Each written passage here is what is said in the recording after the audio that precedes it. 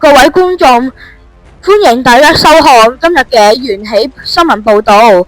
我係5A 班麥瑞軒嘅新聞主播。我係6C 班陳啟剛新聞主播。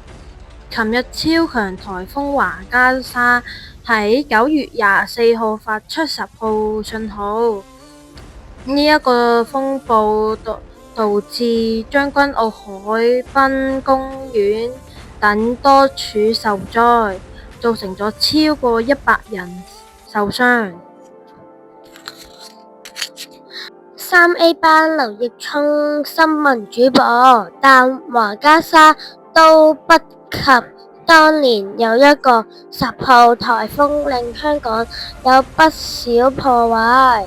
溫帶颱風的最高達到超強颱風的強度。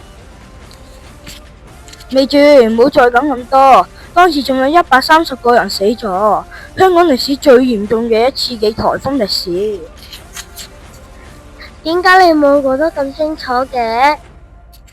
梗啦，因為我睇咗一本香港颱風故事，有香港颱風嘅問題會難到我哋㗎。各位同學，如果都想做成一個香港颱風達人，請你去圖書館借一本香港颱風故事。多謝大家。